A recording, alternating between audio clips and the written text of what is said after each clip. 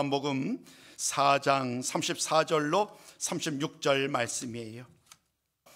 예수께서 이르시되 나의 양식은 나를 보내신 이의 뜻을 행하며 그의 일을 온전히 이루는 이것이니라. 너희는 넉 달이 지나야 추수할 때가 이르겠다 하지 아니하느냐? 그러나 나는 너희에게 이르노니 너희 눈을 들어 밭을 보라. 희어져 추수하게 되었도다. 거두는 자가 이미 삭도 받고 영생에 이르는 열매를 모으나니 이는 뿌리는 자와 거두는 자가 함께 즐거워하게 하려 함이라. 아멘. 사랑하는 성도 여러분, 2025년 새해 두 번째 주일에 오신 여러분들을 환영합니다. 오늘도 우리 변함없이 시간 우리 함께 축복하면서 인사 나누셨으면 좋겠습니다. 조금은 시간이 지났지만 새해 복 많이 받으세요라고 인사하시면 어떨까요? 함께 인사 나눌까요? 새해 복 많이 받으세요. 그렇습니다. 새해도 정말 주님 주시는 크고 놀라운 은혜가 여러분들과 여러분 가정 가운데 함께 하셨으면 좋겠어요. 오늘 한 번 더 인사 나눴으면 좋겠습니다. 오늘도 주님께서 준비하신 은혜를 풍성히 받으세요라고요. 함께 인사 나눕니다. 시작. 아멘. 오늘 말씀의 제목은 함께 즐거워하자입니다. 나만의 기쁨, 또 다른 누군가의 기쁨이 아닌 함께 즐거워하자. 오늘은 공동회가 바로 이어지기 때문에 지금 말씀을 제가 잘 압축해서 핵심을 잘 좀 전해야 할 텐데 여러분 아무튼 제가 좀 더 집중해서 말씀 좀 전하려고 합니다. 오늘은 조금 우리가 좀 자주 나누지 않았던 행복과 기쁨에 대한 이야기를 좀 나누려고 해요. 삶의 목적을 물으면 대부분의 사람들은 아마도 1순위 혹은 2순위, 3순위 안에 들어가는 것이 이 행복이 아닐까 싶어요.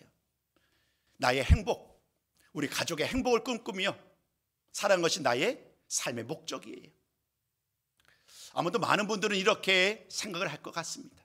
실제 설문조사의 결과도 그렇고요. 가족을 생각하는 삶의 가장 중요한 가치가 뭐냐라고 물을 때에 대부분 그 첫 번째가 바로 이 가족이었어요. 가족의 행복, 가족의 기쁨을 위해서 많은 사람들은 그 모든 노력을 아끼지 않죠. 희생을 기꺼이 감당해요. 모든 가족에 속한 사람들, 모든 분들이 항상 가족의 기쁨이 되기를 원하고 행복이 우리 가정 가운데 가득하길 원하는 그런 마음이 간절하지요. 행복이 얼마나 중요한지, 기쁨이 얼마나 중요한지를 잘 알고 있지만 또 정작 행복이 무언가요? 기쁨이 무언가요? 라고 물으면 선뜻 대답하지 못하는 것이 또 이 행복이고 기쁨이기도 해요. 그래서 오늘은 그냥 그 사전적인 의미, 우리가 세상 일반적으로 알고 있는 행복과 기쁨에 대한 이야기를 좀 먼저 여러분과 좀 소개를 하려고 합니다. 행복은 이와 같다고 얘기를 합니다. 욕구가 충족되었어요.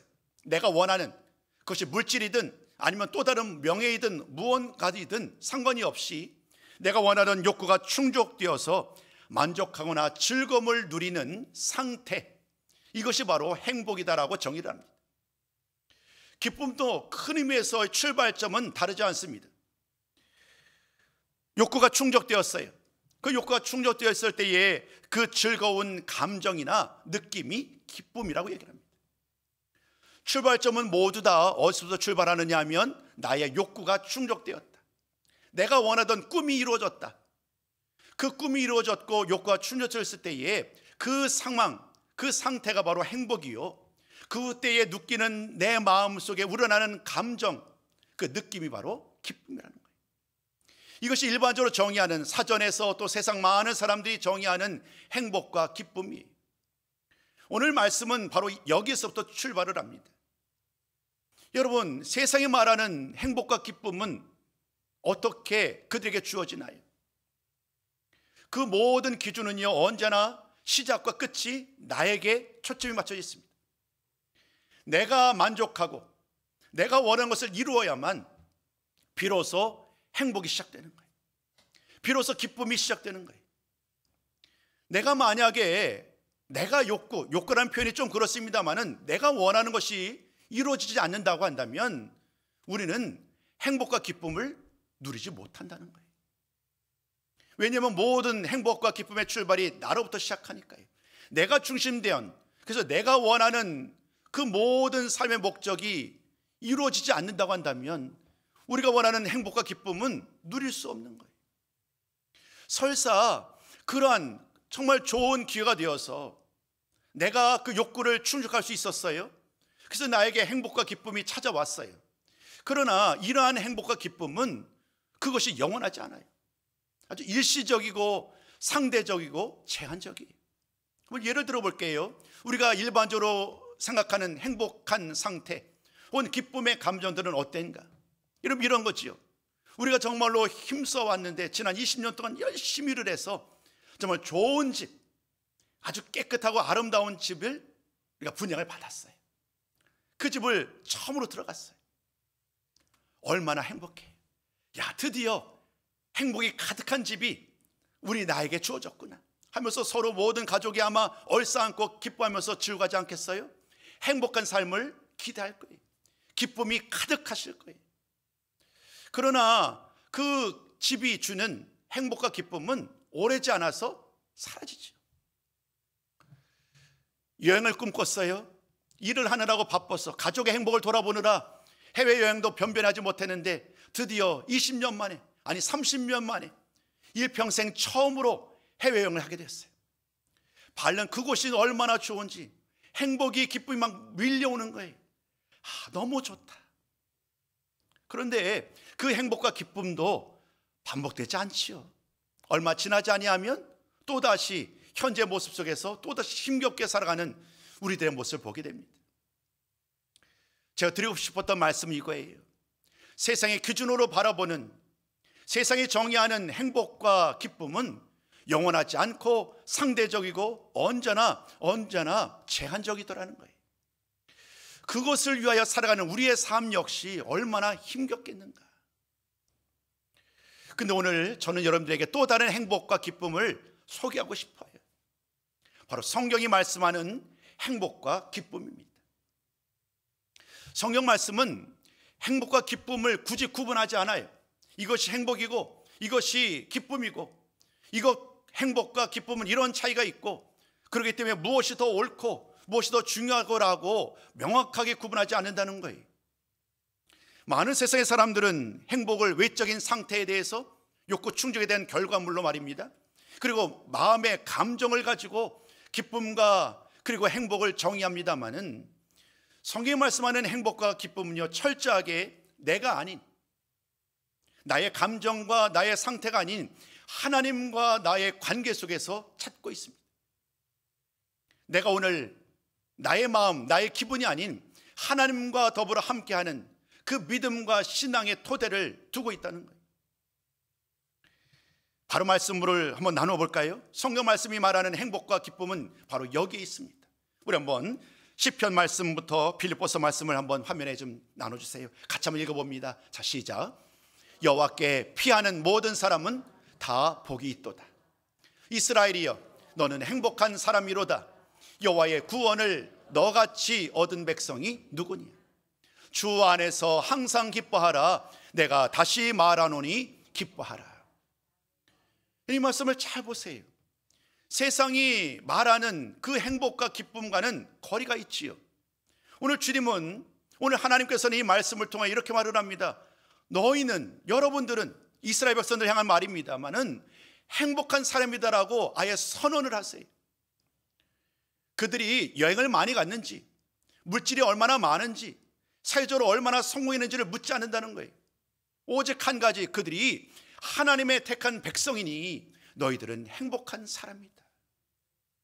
여러분, 우리들에게 이 모든 이 말씀이 우리의 믿음의 고백이요 신앙의 고백이 되셨으면 좋겠습니다.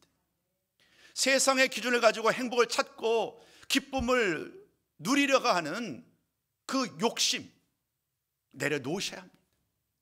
이제는 우리 모두 성경이 말하는 그 영원한 기쁨, 영원한 참된 행복을 주시는 하나님과 어떻게 하면 더 하나님을 가까이 할 수 있을까? 어떻게 하면 하나님의 인도함을 따라 살 수 있을까? 늘 귀를 기울이시고 마음을 열고 하나님을 찾는 우리 모든 성도가 되어야 할 줄로 믿습니다.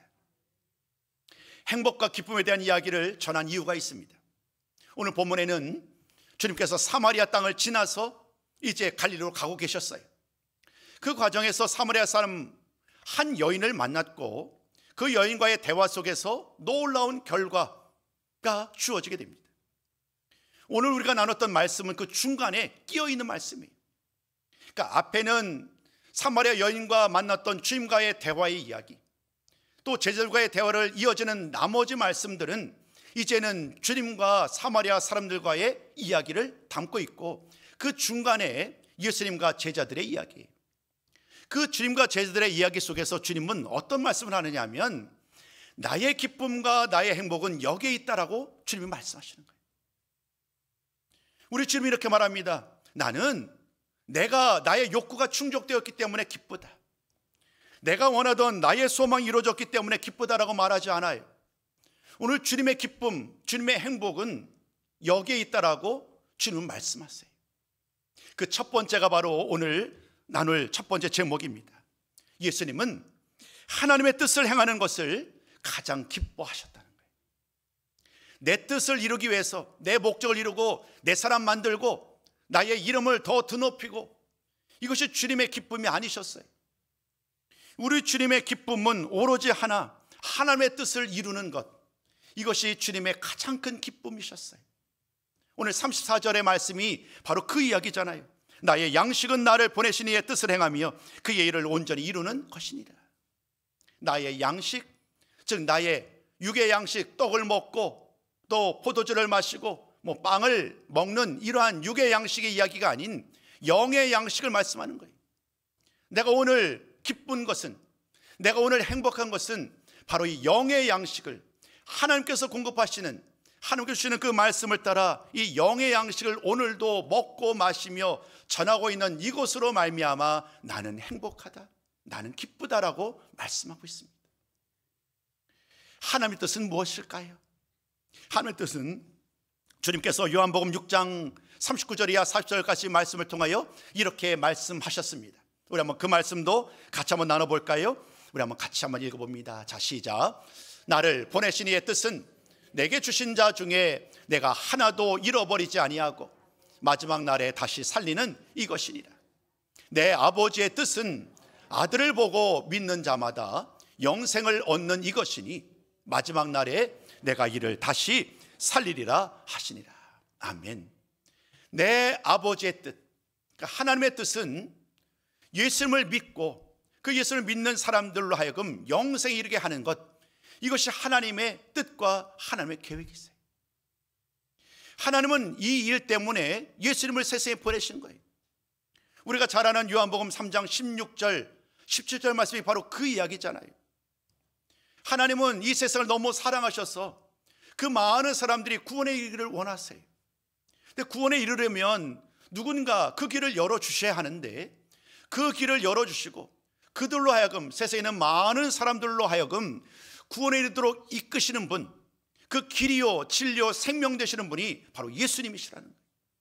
예수님은 내가 이 세상에 온 것이 왜인지, 무엇 때문인지를 알고 계셨어요. 그래서 그것 때문에 그 일을 행하는 것이 나에게는 가장 큰 기쁨이라는 거예요. 이 말을 한마디로 정의하자면 이와 같습니다. 한 사람 한 사람, 저 어둠 가운데, 저 사망의 권세에 짓밟힌 채 여전히 신음하며 멸망에 이르고 말는 사람들, 그들을 만나고 그들을 찾아가서 그들에게 빛을 비추셨고 그들로 하여금 영원한 생명으로 인도하는 것, 이것이 하나님이 기뻐하시는 일이요, 오늘 주님이 가장 원하고 주님께서 기뻐하는 일이라는 거예요. 오늘 주님은 그 일을 감당하기 위해서 기꺼이 그 길을 걸어가고 계세요. 여러분, 그 과정이 얼마나 힘겨웠을까요? 그 과정이 얼마나 힘겨울까요? 우리는 이미 예수님의 생애를 잘 아시잖아요. 누군가로부터 인정받지도 못해요. 많은 사람들로부터 존경받기는커녕 돌을 맞고 욕을 먹습니다. 그럼에도 불구하고 주님은 기꺼이 그 모든 길을 걸어갔던 이유는 이것이야말로 진정한 행복, 세상에 줄 수 없는 영원한 행복과 기쁨이 여기에 있기에, 진정으로 하나님을 기뻐하시는 일이기에 우리 주님은 나의 고난, 나의 아픔, 나의 온갖 어려움까지도 기꺼이 감당하면서 그 길을 걸어가셨던 거예요. 오늘 주님께서는 제자들을 만나서 그 이야기를 묻고 있는 거예요. 하나님의 뜻을 행하는 것이 가장 큰 기쁨이었다라고 말씀을 합니다. 이제 주님이 하나님의 기쁨 되기를 원한다는 그 말씀을 전한 다음에 주님의 이야기가 아닌 이제는 그 시선을 제자들에게 옮깁니다. 두 번째 말씀이 바로 그 이야기입니다. 예수님은 제자들도 그 기쁨과 영광의 삶에 동참하기를 원하시는 거예요.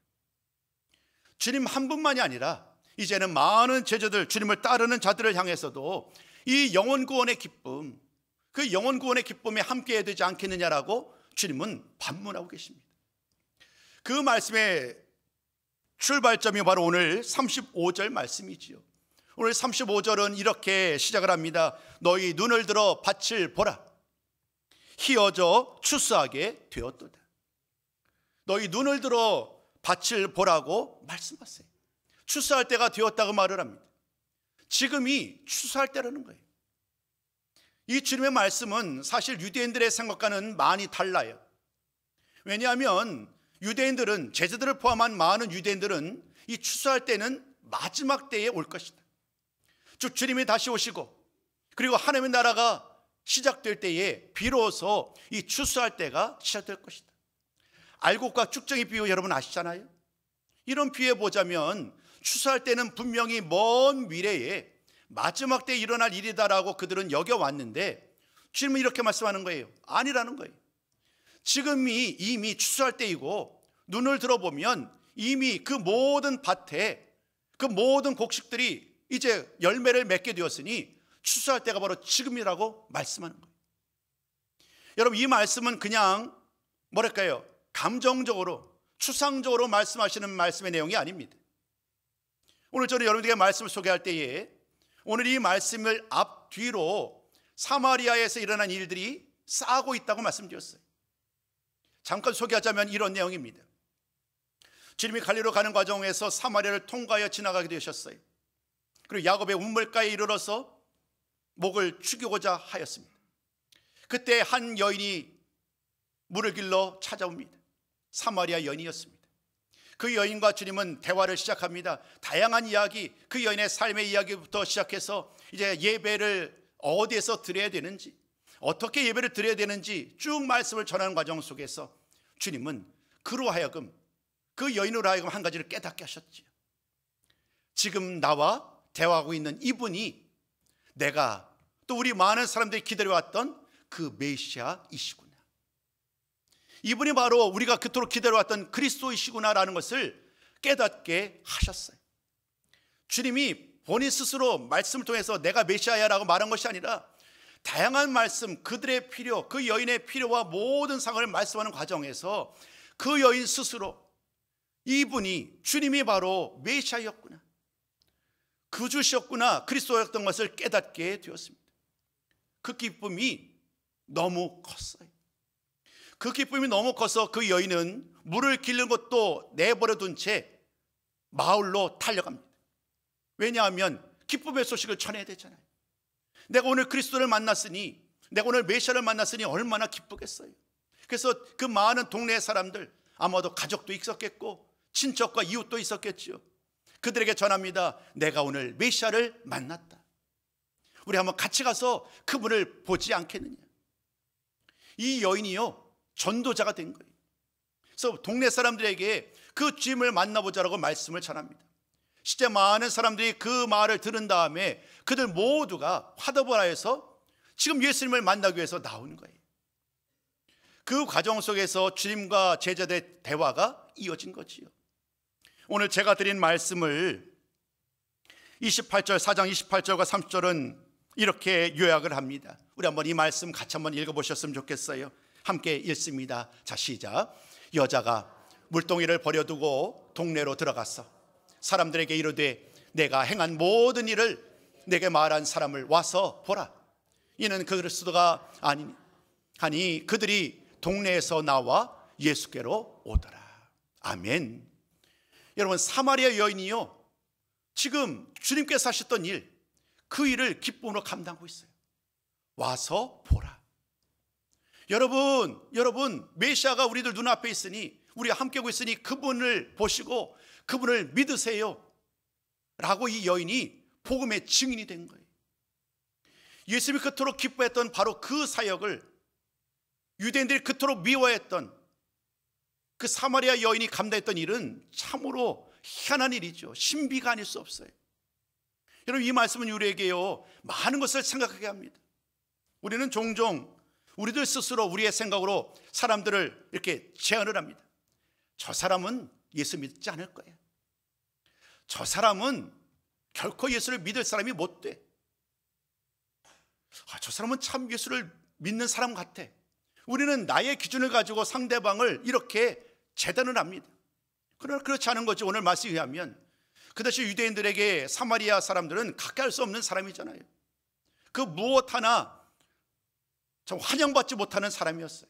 근데 우리 주님은 의도적으로 사마리아를 지나가면서 그곳에도 예비된 사람, 예수를 믿는 사람이 있음을 제자들에게 우연적인 아닌 필연적인 상황 가운데 보여주신 거죠.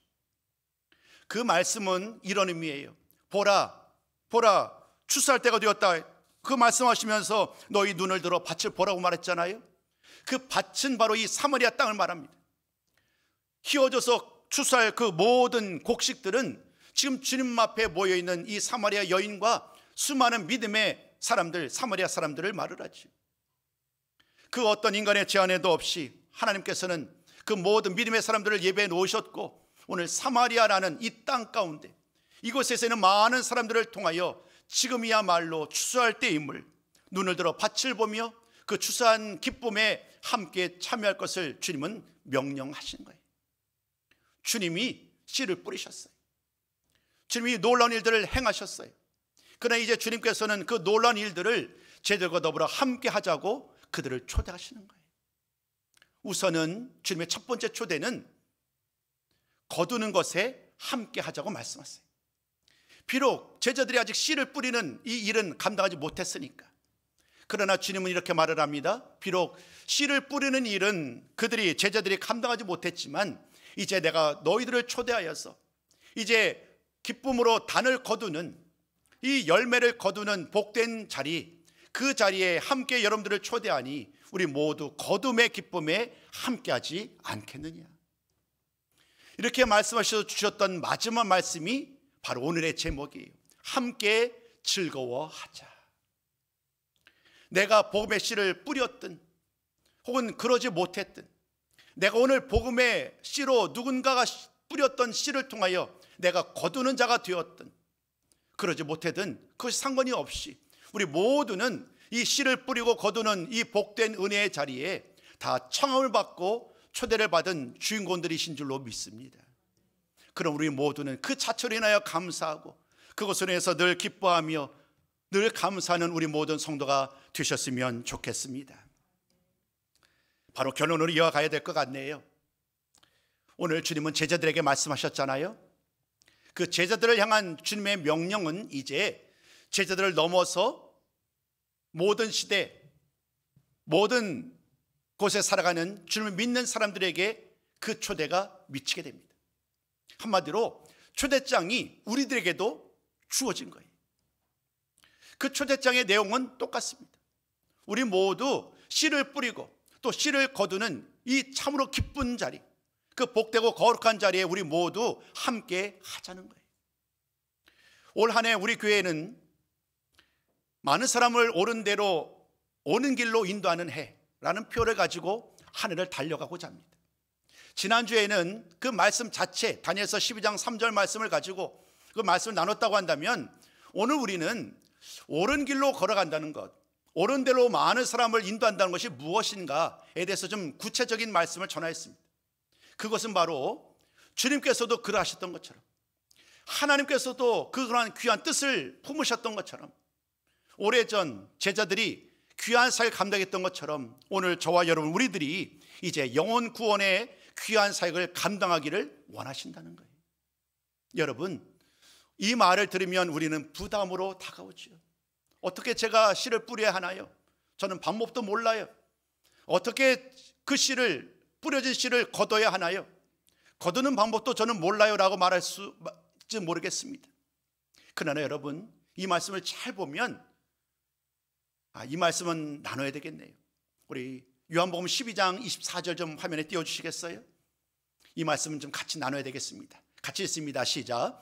내가 진실로 진실로 너희에게 이르노니 한 알의 밀이 땅에 떨어져 죽지 아니하면 한 알 그대로 있고 죽으면 많은 열매를 맺느니라. 저는 오늘 말씀 시작하면서 행복과 기쁨, 사람들이 정의하는 행복과 기쁨을 나눴어요.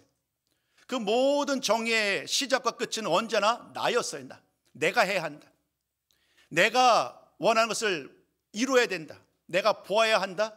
내가 무엇을 해야 된다. 그러나 하나님이 원하시는 행복과 기쁨은 다르다고 말씀드렸죠. 하나님과의 관계 속에서 이 모든 행복과 기쁨이 시작되고 끝난다고요. 씨를 뿌리는 일은요, 하나님이 하셨어요. 씨를 뿌리는 일은 이미 주님이 하셨다고요. 심지어 우리 주님은요, 자신의 생명을 내어주신 거예요. 십자가에 달려 죽으심으로 말미암아 그 한 알의 밀알이 많은 열매를 맺는 그 놀라운 은혜의 씨를 뿌려주셨어요. 주님이 씨를 뿌리셨고 하나님이 씨를 뿌리셨고 또 다른 누군가의 많은 사람들이 그 씨를 뿌린 거예요. 이제 주님께서는 그런 우리들을 향하여 이제 그것 때문에 염려하지 말고 누군가 씨를 뿌렸으니 믿음으로 단을 거두게 되는 이 주님의 약속을 붙들고 그들을 위하여 기도하고 그들을 섬기고 그들과 더불어 함께 주님의 사랑을 나누는 이 귀한 일을 잘 감당한다고 한다면 바로 저와 여러분 우리들을 통하여 기쁨으로 단을 거두게 되는 놀라운 은혜가 선물로 주어진다고 말씀하시는 거예요. 올 한 해 이런 은혜와 복이 있었으면 좋겠어요. 나는 할 수 없어요. 나는 그런 달란트가 없어요 라고 생각하지 마시고 주님이 이미 씨를 뿌리셨고 하나님이 씨를 뿌리셨고 수많은 사람들이 이미 씨를 뿌렸으니 오늘 우리들 모두가 그 거룩한 자리, 은혜의 자리에 함께 참여하는 그 복된 초대를 받았으니 우리들 모두가 함께하면서 이 귀한 자리, 복된 자리를 함께 누리는 성도가 되셨으면 좋겠어요. 한 해 여러분 하나님이 함께 하실 거예요. 씨를 뿌리는 은혜로 우리를 감동시켜서 우리들 중에 누군가는 기쁨으로 씨를 뿌리시는 분도 계실 거예요. 그러나 우리들이 그 단을 거두는 일은 우리가 주지 않을 수도 있어요. 그것을 이제는 더 이상 굳이 구분하지 말자는 거예요. 한 생명을 살리는 일, 가장 중요한 이 귀한 일들을 감당할 때에 주님은 때를 따라 도우시는 은혜로 함께 해주시고 그 많은 사람들에게 진정으로 주님을 만나는 오늘 이 사마리아 사람들처럼 말이에요. 주님을 만나고 기쁨으로 주님을 찬양하는 믿음의 사람으로 변화되는 그 놀라운 역사가 우리가 씨를 뿌리고 우리가 거두는 이 모든 사역들을 통하여 아름답고 풍성한 열매 맺게 될 줄로 믿습니다. 올 한 해 이러한 은혜와 복이 충만케 되고 아름다운 열매로 하나님께 영원 돌리는 복된 삶 사시기를 주님의 이름으로 축복합니다.